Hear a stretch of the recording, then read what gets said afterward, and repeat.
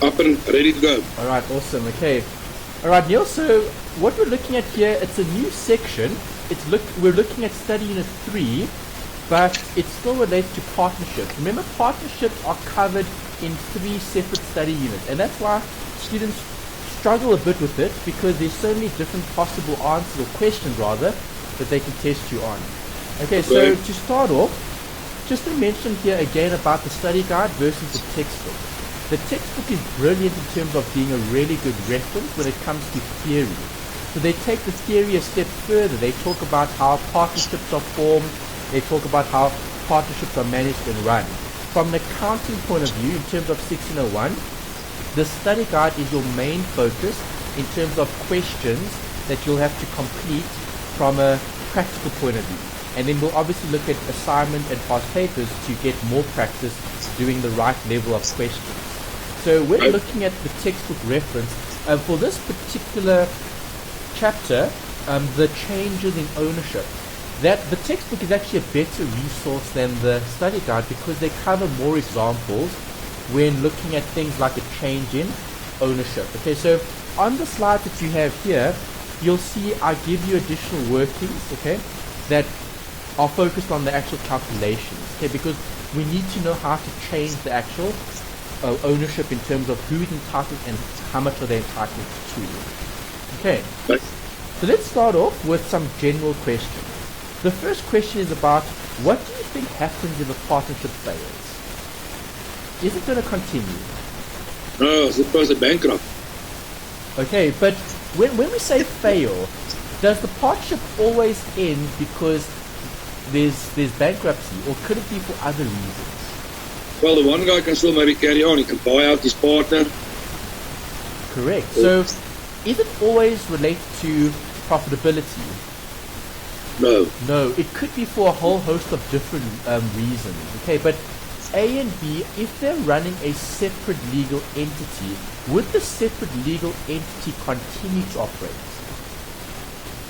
Yeah, they can, I suppose. Yeah. Yes, it would. But is there a separate legal entity here for a partnership? No. No. Okay, and that's a big difference in terms of separate versus not separate. Right, so because these entities aren't separate from anything else, A and B actually make up the partnership. Right, so what happens if C is going to join the partnership? Well, then Let's it's say like there was a new partner. So is the partnership, inverted commas, failing? Has the partnership failed? No. No, the partnership is actually succeeding. But will the existing partnership fail to exist? I suppose, yes. Yes. Okay, and see, that's a big difference for a partnership compared to any other form of ownership, because you need to provide for that change in ownership. Because now you don't only have A and B, you now have A, B, and C as part of the new partnership. And if there's a new partnership, you're going to need a new contract, because that's a new agreement. Okay, we spoke about an agreement last week, Monday, where we looked at the legislation. Okay, so a partnership will only be formed if there's a legal binding contract between A and B and any of the other partners. Okay, so the answer here is, will it continue? The answer will always be no. Okay. Right, you'll never ever have a partnership that will continue, because from an accounting point of view, the partnership will always close. Okay, even from a legal point of view, the partnership will be, let's say the contract will be torn up and a new one will be drawn up between the new partners. Okay, so that's the big difference with a change of ownership. It's almost like doing a liquidation as well as creating a new company, or a new partnership in this case, a new business. Okay. Right, companies will become sole proprietors again. Okay, so the reason why I've shown you this slide is A and B are partners. They form the actual business. But if they change the ownership, so now they want C to become a new partner in the business. Okay, if C is going to be joining the business, before they can join, they become separate, and then they bring another partner into the mix, and they then become A, B, and C. Okay, so it's combination, okay, joined together, then separate, and then joined together again. And that takes place on the day that they change the ownership. Right. Okay, it could even be applicable to someone who's retiring. Alright, so let's say you've got A, B, C, and D, and they're all in a partnership. Right. Yeah. B decides to retire, so B is no longer going to be part of the partnership. Will the partnership dissolve? Yes. And will a new one be drawn up? Yes. So now A, C, and D will have their own agreement between the partners. Okay. Okay, so that's the crux behind all the theory. Right, if you want to learn more, if you want to read more more in depth about the actual changes, right, as I said, the textbook is brilliant when it comes to giving you that additional information. All we're going to need in terms of the accounting is what I said here. Okay, remember, they're going to dissolve, they're going to become separate, and then they're going to combine again, and they're going to become a partnership. Okay. Alright, so question about valuations. What value are we going to be using then when the partnership change occurs? So if I either bring in new partners, or if I dissolve the partnership, or if someone is retiring from the partnership, what must I do? What value am I going to consider? The value today at that moment in time, or the value when we started the partnership? What value are we going to use? I suppose the value at that moment in time. Correct. Okay, so you use the fair value. Okay, so if I'm using the fair value, what am I going to value? Well, the capital. Okay, and capital is embodied by what accounts? What makes up the capital? All the assets. Good. And any liabilities? Yeah, obviously, and you have to deduct the liabilities then, yeah. Correct. So see, this equation that you've learned before is so important for a change in ownership because it tells you how much each of the partners are entitled to, and that's what we need to determine. Okay, so when looking at a valuation, we need to always look at value at a specific point in time. Okay, we know this from our financial position revision notes from 1502. But just to revise that concept, if I'm looking at assets and liabilities, I measure it at a specific point in time. So when the partnership is going to change, okay, so A and B, they're running a partnership. A and B are both contributing to the business, and they're sharing everything 50-50. They start the business in year 1, okay? They keep operating, and 5 years down the line, they want to add a new partner to the business. They want to bring in partner C because this partnership is growing and they need additional help. Okay. What are we going to do? Are we going to be looking at the value at year 1 or at year 5? No, year 5. Exactly. Okay, see, that's important because that's the understanding around the valuation and the adjustment that you may or may not have to provide for, depending on information in the question. So if I highlight year 5, we need to look at the fair value at that point in time. Because do you agree, if I then form a new partnership, ABC, is C entitled to any of the value that was derived over the last 5 years? No. Okay, that's the correct answer. Okay, C isn't entitled to anything over the last 5 years because C wasn't part of the partnership. So any benefit, any increase in owner's equity, A and B are entitled to it because it's theirs. It's not the new partner. Exactly. They work for it. Exactly. They work for it. Yeah, they've put in 5 years of effort. The partnership, the business is theirs, and that's what we need to look at. Okay, so the key point to take away here is when do I value assets? You value assets and liabilities on the day that you change the partnership. It doesn't matter what the change is. Okay, so are partners entitled to a valuation adjustment? I suppose so. Yes, they are. Okay, because remember what we said earlier? They're the ones creating the value. So if they've been operating for 5 years, the partners are entitled to the value, or the partners need to pay for any losses that could occur as well. Because remember, they have unlimited liability. Okay, that was theory. Partners have unlimited liability, meaning they have to pay for the debts of the business. Yes. Okay, so there are 3 different scenarios that I've provided for. I've tried to keep it simple by highlighting the key words that are going to be affected. Okay, so if I have a valuation of assets, right, so imagine that example we had earlier, year 1 to 5. Okay, partners A and B, they bought a building in year 1. Okay, the building is worth 10. Okay, do you think the building is still going to be worth 10 today? No, not at all. Alright, so what happens if the value of the building increases? How do you increase the value of an asset? Well, you have to have it evaluated. Debit or credit? If the asset you debit it. Good. See, there's your rule. See, keep it simple. Break it down to the rules. So the building is an asset. The asset is increasing in value. If I bought it in year 1 and I'm going to change the partnership in year 5, I need to value it at year 5. Okay. If the value has gone up, do you think the partners will be entitled to more or less? More. They'll be entitled to more. So now let's think about what account represents their entitlement. Capital is representing their long-term entitlement. Remember we spoke about current, which is short-term, which is operations. Yes. That's the profit and loss. Then we spoke about capital in a previous set of notes, which was long-term. Okay, so that long-term entitlement will affect which account? Capital. Capital account, yeah. Okay, so do you see how those 2 accounts are linked? Because if the asset goes up, so will their capital because they're entitled to more because the building has increased in value. Okay. Okay, just to highlight this, the valuation adjustment. Okay, there is going to be a specific account that you're going to be using called the valuation account. Is this account important?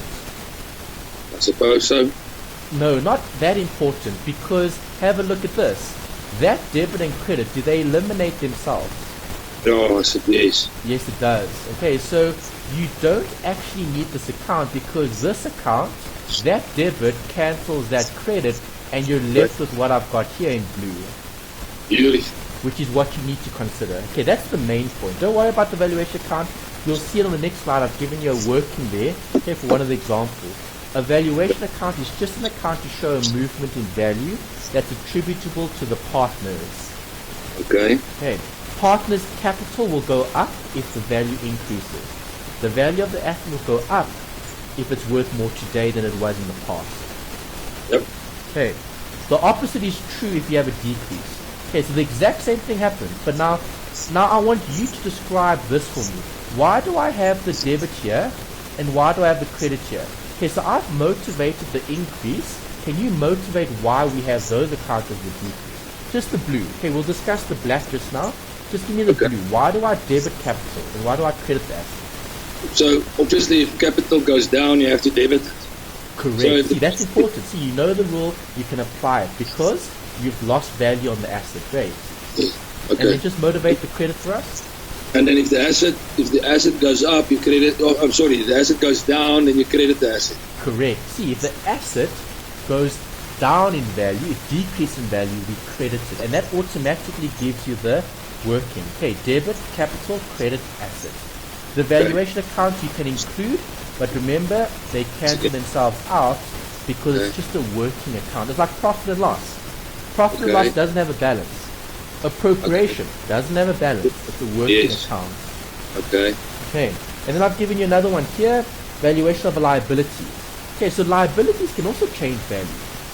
Yeah. If the liability increases in value in terms of being worth more, okay, as a liability, that's bad for the business and that's bad for the partners.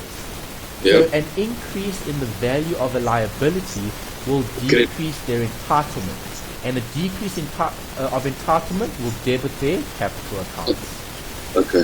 If the value of the liability increases, just think about your rules. Liability account will increase on the credit. And then this obviously cancels itself out, which isn't important. Okay. Right, so the one I want to ask you to do before we answer that question at the bottom is I want you to give me the debit and credit for a valuation, okay, of a liability when it decreases. So if the liabilities drop in value. Okay, I've got the asset and the assets, I've got the liability.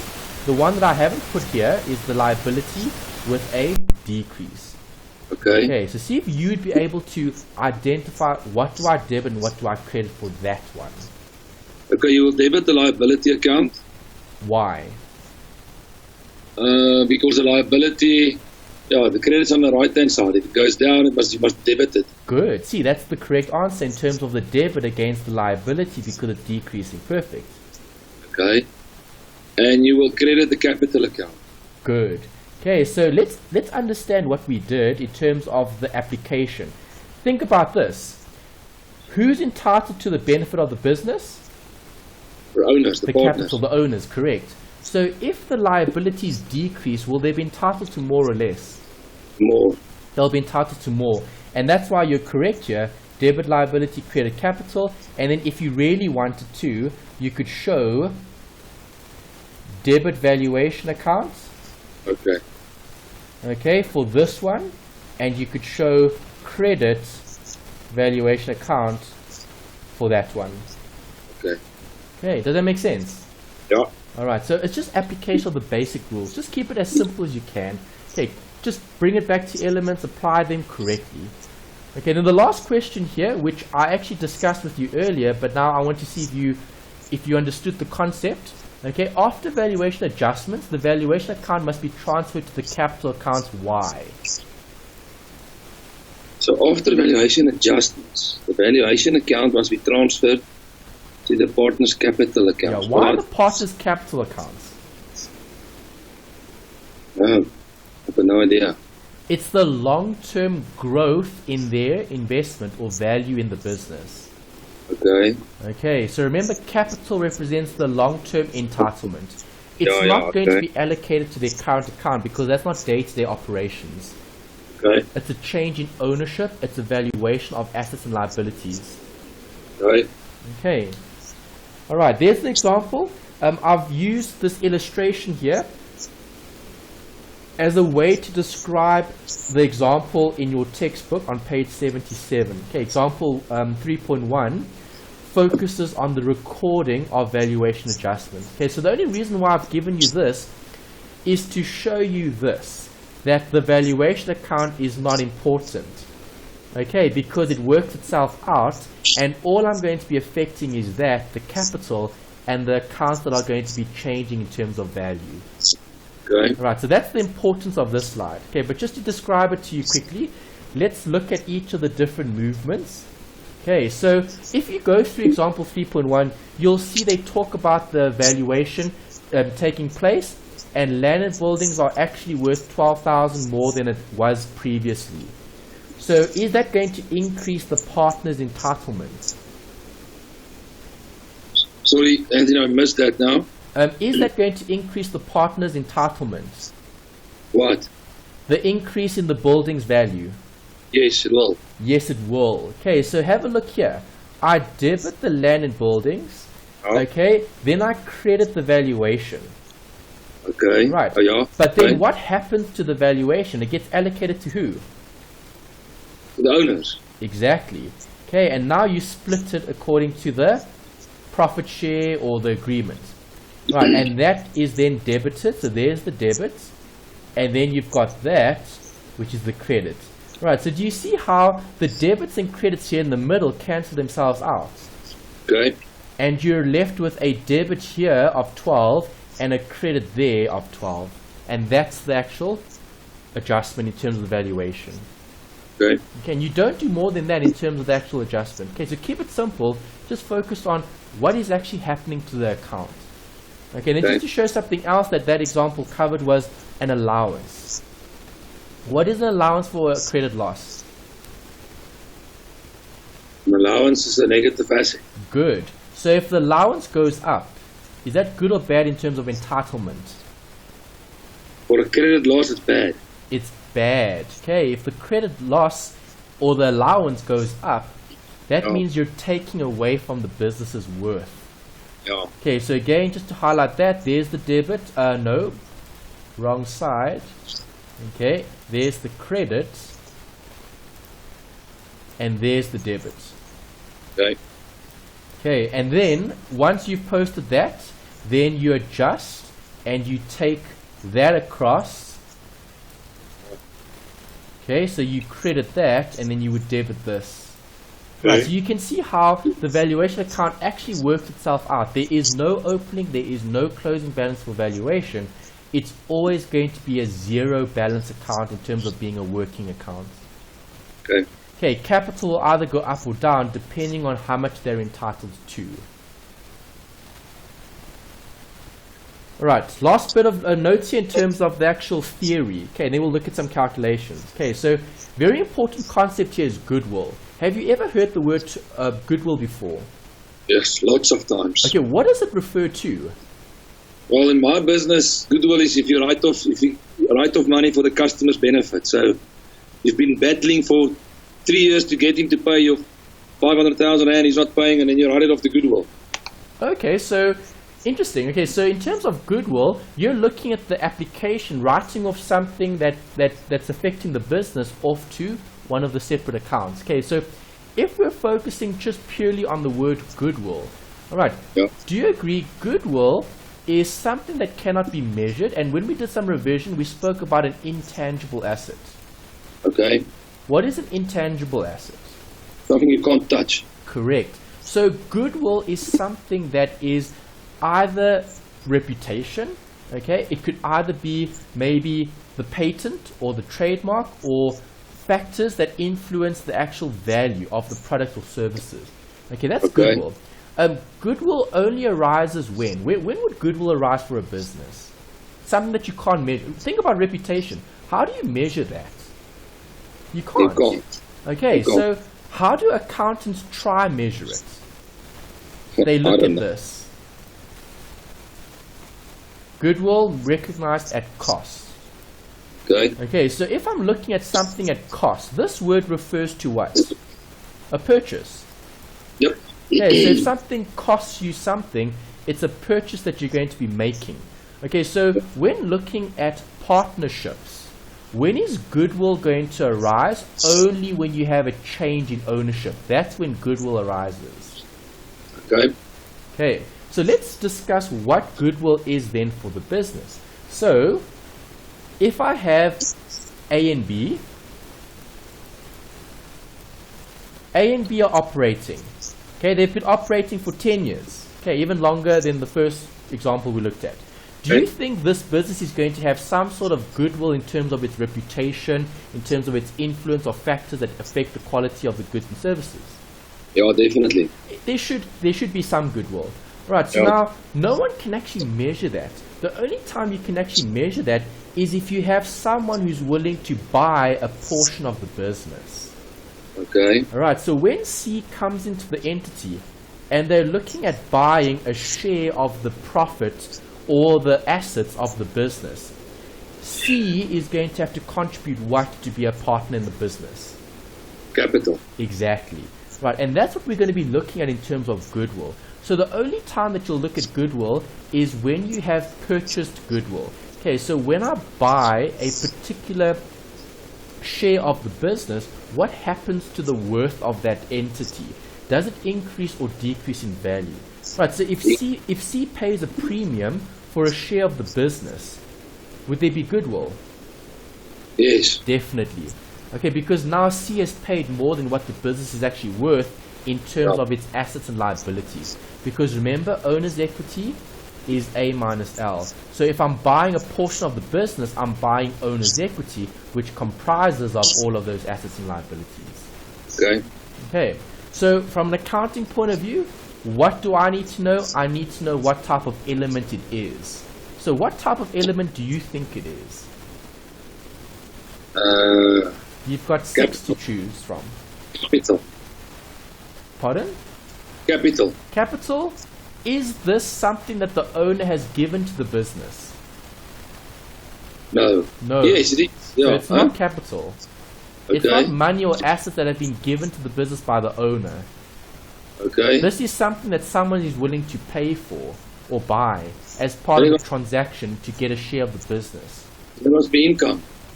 It's not income because there's no inflow. It's actually worth. It's what the business is worth in terms of reputation and brand. Jeez, so what is it? Well, you've got 4 others to choose from. Well, it's not capital, it's not income. It can't be drawings, it can't be expense. It must then either be an asset or a liability. Yeah, so which one? Asset. Good. Okay, so let's try identify why. Okay, so what is the definition of an asset? An asset is something that you can sell or turn into money. Okay, it's a resource you control, so the keyword is resource. Yeah. Okay, so is this a resource? Yes. Okay, reputation, brand, other factors that influence quality of products and services, either management, trademarks, patents, etc. That's a resource that the business owns that no one can actually measure reliably, but we can measure it if someone is willing to buy a portion of the business. Okay. And is it going to give rise to future economic benefit? Well, the answer is yes, because with this reputation of with this reputation and these factors, the business should increase its goodwill going forward, or they should increase the offering going forward. Okay, so goodwill, the thing that we need to remember is that goodwill is a non-current asset. Okay. And when does goodwill arise? Only when you have a change in ownership. Someone needs to be willing to pay for a portion of the business. That's the only time we can measure it reliably. And accountants want recognition and measurement. Remember, we saw characteristics. They want accurate financial statements. So to get accurate financial statements, we need something that we can actually put monetary terms to, and that'll be the cost price of someone's share of the business. Okay, and that's the theory. All right. Okay. We'll look at more of this next week, or not next week, next time on Wednesday when we start going through the actual working. Okay, so I'll show you a goodwill calculation. We'll discuss it. Tonight, I'm just going to take you through obviously the debits and credits, which is what we spoke about now, and then some mathematics relating to the change in ownership. Okay, so there's the key slide that we need to remember. We just discussed it. You now have the answer there. Goodwill is just a non-current asset, something that we record on the books of the entity when we have a change in ownership. Right, so when do we recognize goodwill? We recognize it at cost. Okay, so let's apply our accounting knowledge. If we know goodwill is an asset and I'm recording it, will I debit or credit the account? Debit. Correct. I'm debiting the account because asset increases. That's the reason why I'm doing that. Okay, and then the same thing for capital. Whose capital is going to increase? The business. The business, which is the owner, so existing. Existing. Hold on, spelling's incorrect here. Existing. The existing partners will receive the benefits. Okay. Okay, existing partners. Right, so what happens to their capital accounts if they're entitled to more? Credited. Exactly. Capital increases on the credit. And that's how we treat goodwill, okay, as an asset when we recognize it. Okay, so when I purchase a share of the business and we can reliably measure goodwill, goodwill will now be recorded in the books of the entity. Make sense? Yep. Okay. Right, and now we've got a bit of mathematics. We're looking at profit sharing ratios. Okay, simple maths apply here. All right, there's different ways of approaching profit sharing ratios because a ratio can be represented as a percentage, a decimal, or a fraction. It doesn't matter which of those you use. Okay, they're all the same. They're just they're just represented slightly differently. Okay, so the best way of approaching this section is to do fractions. Right, how is your maths, Neil?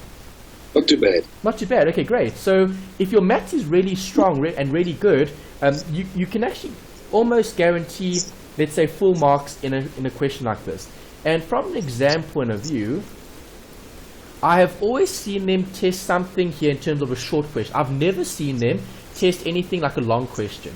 Okay, but I haven't always seen them test it though. That's the point that I'm trying to make, is that if they do test it, it'll be short. It'll be a short question. Okay. If they don't test it, they won't include it anywhere else. Okay, so generally it's part of a short question. And looking at the past papers from last semester, they're testing multiple choice, and they are testing some short questions. That's something that they've introduced. Before, it used to just be all long questions. Okay. Right, last semester and this, or last 2 semesters, last year, it was given as short questions. Okay, so hopefully they do that as well this year, and if they do, this should come out as part of your short questions. Okay. All right. Always use fractions. That's the key. Okay, so here's the first example. Right, I've given you answers to all these examples because I want you guys to try work them out as well, and then obviously compare to what I've given you.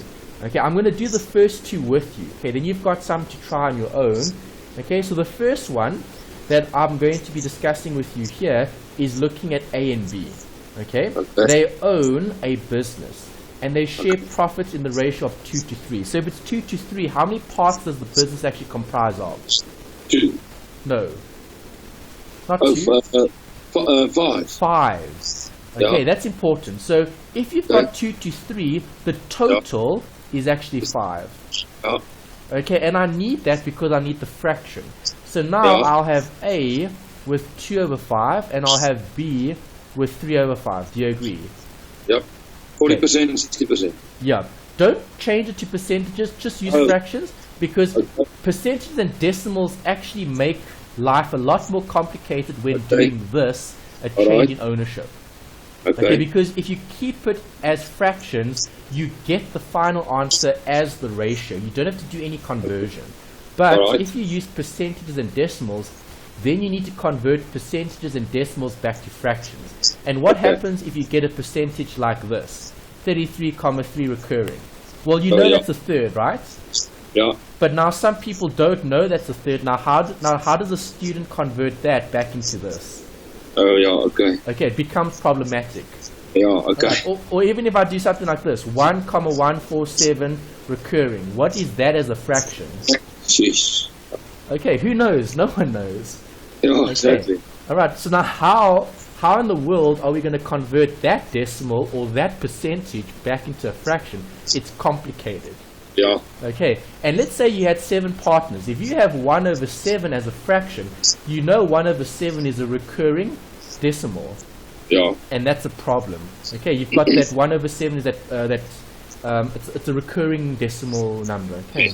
Okay. All right. So the point I'm trying to make with this is keep it simple. Just use fractions and don't use anything else because it is the easiest way to do these workings. Okay. Perfect. All right. So to do this, I'm going to show you the technique. So this is how we do it. It doesn't matter what question they give you. You're going to have old. You're going to have new. All right. So this is the approach. When I focus on calculating a change in ownership calculations, this is the way I approach the question. Okay, and I always do it this way. Okay, so don't change the process. It works, just stick to something that works. Okay, I need to look at A and B because that's what I had originally. Okay, so 2 over 5 was for A and 3 over, wrong button, 3 over 5 is for B. Okay, and then the question tells you that a new partner is entering into the business. Okay, so there's old, something that I need to consider, and there's new. And I need to get the new profit sharing ratio. Okay, so the old profit sharing ratio was A to B, which was 2 to 3. Now the task is, what's the new profit sharing ratio if C comes into the business and takes the fifth? Okay. This is what I need to work out to get what the new sharing ratio is. So what is A to B to C going to be? That's what I'm trying to work out. That's what they're asking me to do in a question like this. Okay. Okay. So when looking at a question like this, I need to look at the way that they share the portion that they're going to be giving. Alright, so A and B have 2 to 3 as their profit sharing ratio. How much is going to be given to C? 1/5. 1/5. And how do they give that to C? The profit sharing ratio. Correct, according to their profit sharing ratio. So do you agree the business is 5/5 and the business won't change? Yeah. Okay, so of the total, a fifth is going to be given to C, but it comes from A and B. Yeah. Okay, so how do we do that? Let's go to our working. Okay, and let's show the calculation. Alright, so I'm going to have to give C 1/5. Okay, where does the 1/5 come from? Well, from the old file, yeah, from there. Correct, from A and B. So we need to less 2/5, which is the profit sharing ratio. So A gets 2/5, okay, of the profits and the losses, but now they're giving 1/5 of the business according to that ratio. Okay, so 2/5 of a fifth is going to be the amount that they relinquish, and 3/5 of a fifth is the amount that they're going to relinquish. Okay, so now we need to apply some mathematics. Okay, so what is 2/5 times 1/5? It's 2/25. Correct. Okay, and the same thing here. 2/5 times 1/5? Is 3/25. No, Correct. sorry, 2/5. It's 6/25. No. You're right, 3/25 is correct. Yeah. Okay, sharp, okay. Okay, because remember, 1/5 is the same as 5/25. Oh, yeah. Okay, so if I look at this, this is the amount that they're relinquishing. Okay, they're relinquishing a share of the business. Do you agree? Okay. Yeah, yeah. Okay, which is the 1/5. Okay. Okay, so now I need to determine what the new ratio is. Okay, so well, how much did the old partner start with?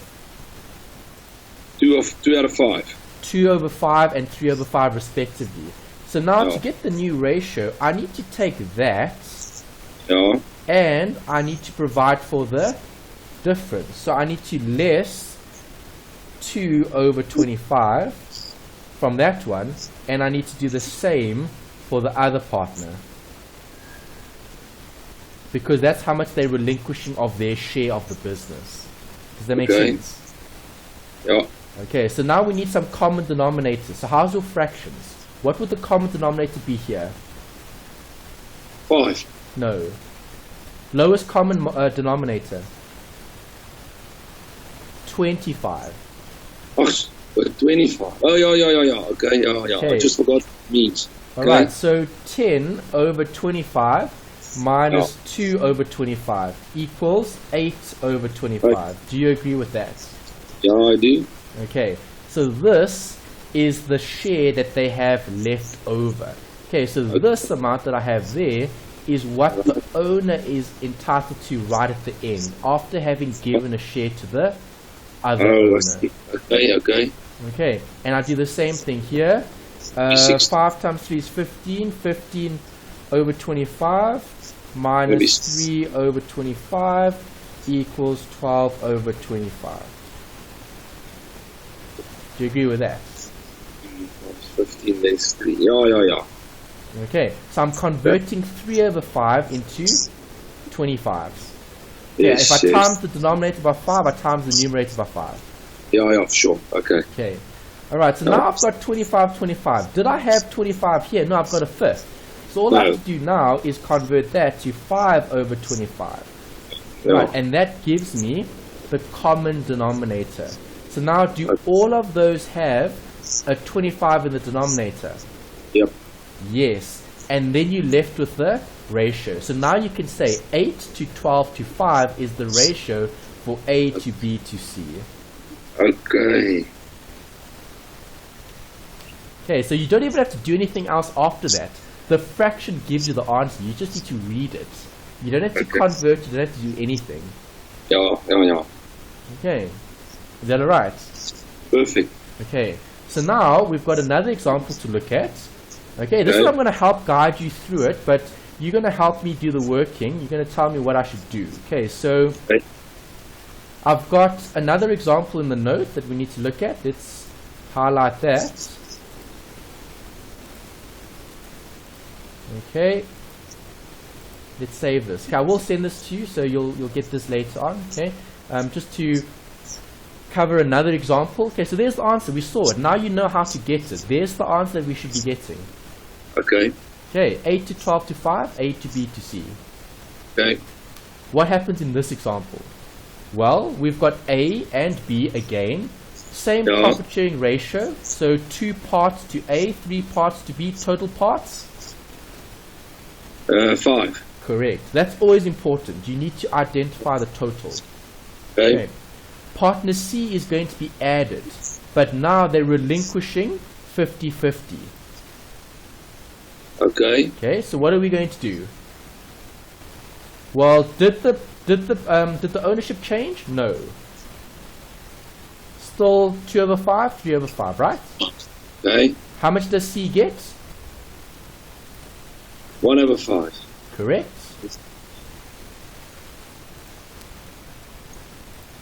Okay, 1 over 5. Right, that's how much C gets as part of the business. Okay. So now we need to less how much? 1 over 5. No. How much are they sharing? How are they relinquishing the 1/5 to C? 50-50. Good. So they need to less 50-50, which is 1 over 2 of the 1 over 5. Jeez. Okay. Okay, because it's a half. So half of the fifth. So what is given? What is given to the partner? Okay. I thought that 2 is going to give 1 and 3 is going to give 1.5. No. They're sharing it half.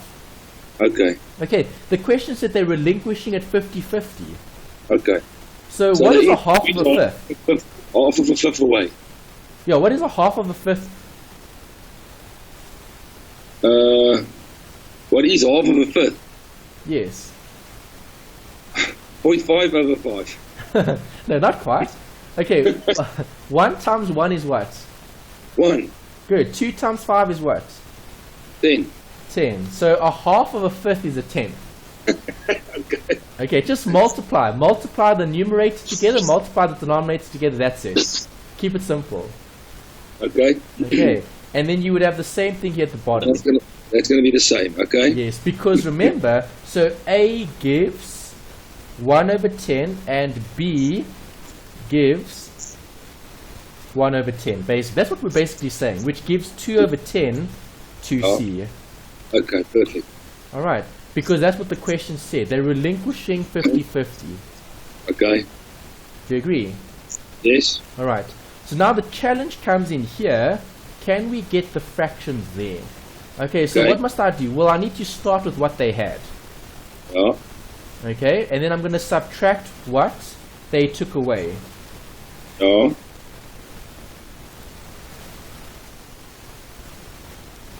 Okay, so now I just need to do some mathematics again. So how do I convert 2 over 5 to tenths? What is 2 over 5 That's 4 over as... 10. Pardon?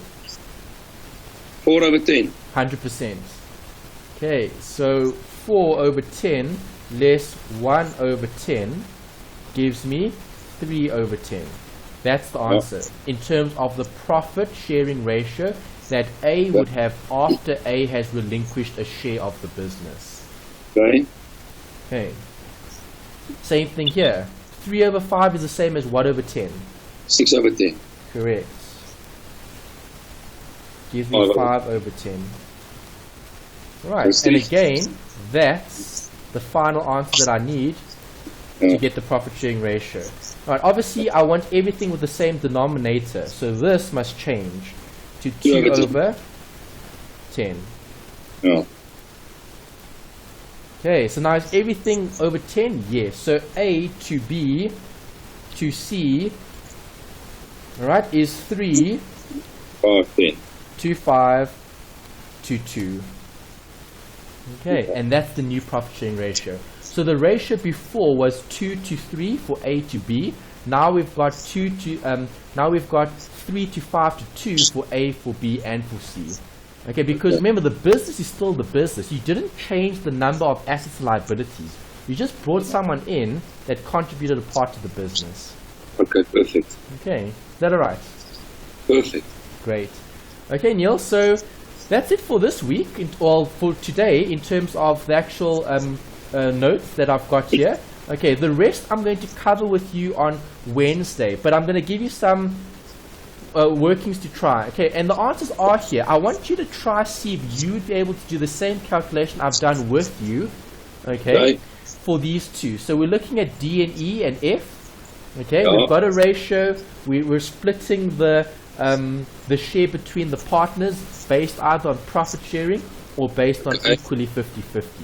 Okay, so there are two examples here that I want you to try. We'll discuss them on Wednesday. I'll go to the working in case you didn't get it, but we'll look at the solutions to those. Don't worry about this one. If you want a challenge, you can try this example, 3.7 from the textbook. It is a bit more tricky because you have more than 3 partners involved. Okay. So if you want to challenge your mathematics, you can look at this one. But the extent in terms of difficulty, UNISA is going to give you questions like these, okay, where you'll have 3 partners. I doubt they'll give you more than 3. I haven't seen them test that before. Okay. Are you going to mail this to me, Anthony? Yeah, I'm going to email you the workings that I have here. All the slides, I think I have sent through everything. Do you have all the notes for the course? From which course? For the notes for every week. You should have 10 sets of notes that I've emailed to you before. No. You haven't got that yet? No, I haven't got it yet. No. Okay, so I'll make sure I send through everything tonight. Okay, so you'll get it tonight. I'll send through everything, including what I have here. Okay, perfect. Then I can print it and put it in my file because I've drawn up a file. Yeah, that's brilliant. That's excellent. That's great. Okay, excellent. All right. Okay, Neil, do you have any questions? No, that's perfect. Thank you very much. Okay, great. Thank you. So have a good evening. I'll send through everything later tonight, and then on Wednesday we'll continue with where we left off. Excellent. 100%. All right, then. Thanks, Neil. Have a good evening. And the same to you. Thank you. All right, thanks. Bye. Yes. Bye.